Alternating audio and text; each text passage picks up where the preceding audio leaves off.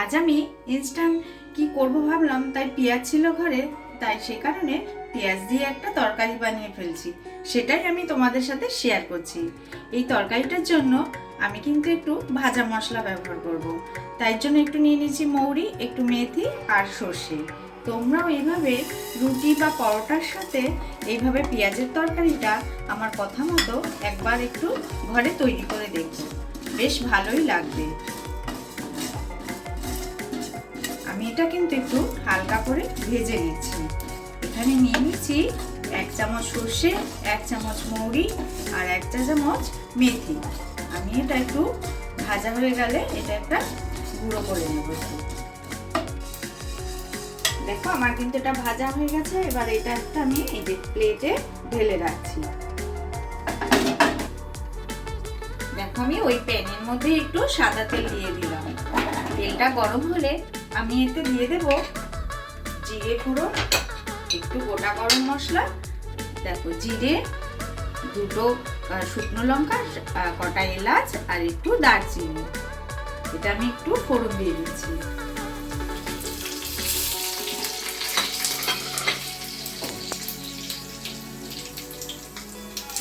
আর দিয়ে দিলাম শুকনো কাঁচা লঙ্কা। দিচ্ছি আদা রসুন পেস্ট। মাঝে মাঝে মুখে রুচি পাল্টাতে আমরা তো সবসময় একটু রুটি বা পরোটার সাথে আলু তরকারি, অন্য কোনো সবজি কিছু করেই থাকি। এইভাবে একবার আমার কথা অনুযায়ী পেঁয়াজের তরকারি তোমরাও এইভাবে একটু বানিয়ে দেখো, বেশ ভালোই লাগবে।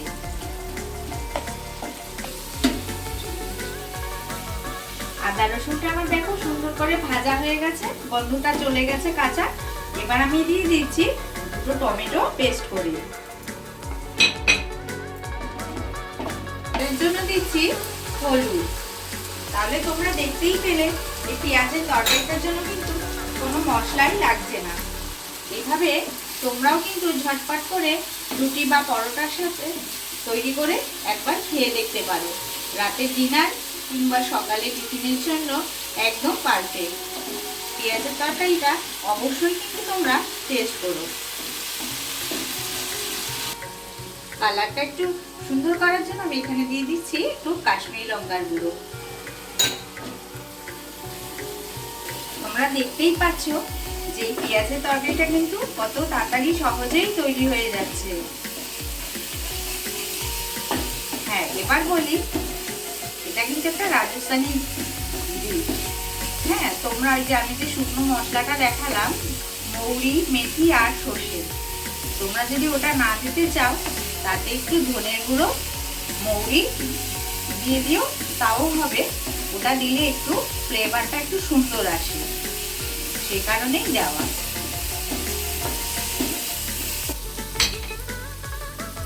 এখানে আমি একটু দিয়ে দিচ্ছি টক দই।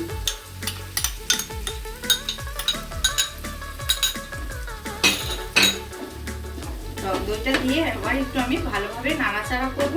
তারপরে আমি কেটে রাখা পেঁয়াজগুলো দেব। হ্যাঁ দেখো আমার কাছে কিন্তু একটু ছোট সাইজের পেঁয়াজ ছিল না, তাই আমি গোটা করে দিতে পারিনি। তাই বড় পেঁয়াজগুলোকেই আমি ঠিক 4 টুকরো করে কেটে নিয়েছি। তোমাদের কাছে থাকলে ছোট পেঁয়াজই তোমরা কিন্তু দিও, তাতে ভালোই হবে। পেঁয়াজের খোসাগুলো যদি খুলে যায় তাহলে সেটা কিন্তু একদম নরম হয়ে যাবে আর ঘেটে যাবে।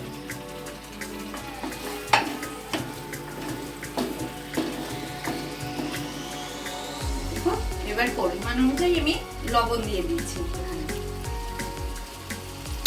তোমরা কিন্তু লবণটা এখানে অবশ্যই চেক করে দেবে, যেহেতু এটা পরোটা বা রুটির সাথে আমরা খাবো, সে কারণে কিন্তু লবণটা অবশ্যই চেক করে দিতে হবে। টক দই আর টমেটো যেহেতু আমরা দিয়েছি, সেই টকটাকে ব্যালেন্স করার জন্য আমি কিন্তু এখানে একটু স্বাদ মতো মিষ্টি দিয়ে দিলাম। এবার দিচ্ছি কয়েকটা কাজু। আমি কাজুগুলো কিন্তু এখানে হাফ করে দিয়ে দিয়েছি। এই কাজু দেওয়াতে এর গন্ধটা কিন্তু একদমই অন্যরকম লাগবে আর খেতেও বেশ ভালো লাগবে। এবার আমি দিয়ে দিচ্ছি পেঁয়াজগুলো।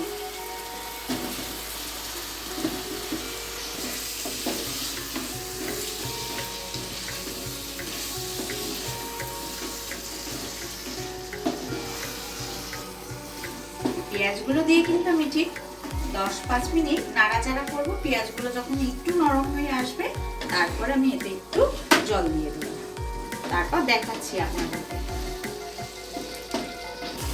দেখো আমার পেঁয়াজগুলো দিয়ে কিন্তু একটু ভাজা ভাজা হয়ে গেছে। এই যে পেঁয়াজের খোসাগুলো কিন্তু ঠিক এবার একটু ছাড়তে আরম্ভ করেছে, নরম হয়ে গেছে পেঁয়াজগুলো। এবার আমি দিয়ে দিচ্ছি এতে একটু জল। হ্যাঁ বলি, তোমরা কিন্তু এই পেঁয়াজের এই তরকারিটা একটা কাচের বয়মে স্টোর করে 10-12 দিন রেখে দিতে পারো, দিয়ে পরোটা বা রুটি যাই হোক দিয়ে খেতে পারো, কিচ্ছু হবে না স্টোর করে রাখলে।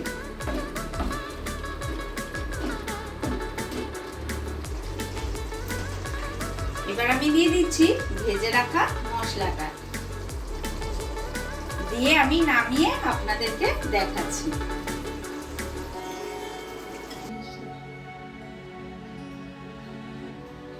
পেঁয়াজের তরকারি কিন্তু আমার রেডি। আপনাদের কিরকম লাগলো? এই ঝটপট করে 20 মিনিটের মধ্যেই রাতের ডিনার আমার তৈরি হয়ে গেল। আপনারা সবজি ফেলে এই পেঁয়াজের তরকারি দিয়ে কিন্তু খাবেন। আমি জানি একবার যদি এটা টেস্ট করেন আপনারা অবশ্যই সবজি ফেলে দিয়ে পেঁয়াজের তরকারিটা।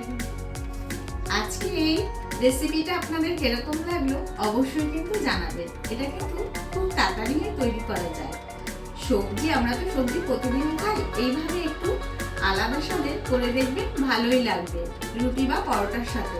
আমার কথা অনুযায়ী একবার অবশ্যই কিন্তু আপনারা ট্রাই করবেন, আশা করি ভালোই লাগবে। আমি পিয়ালি, ভালো থাকবেন, সুস্থ থাকবেন, আবারও দেখা হবে নতুন কোনো রেসিপিতে।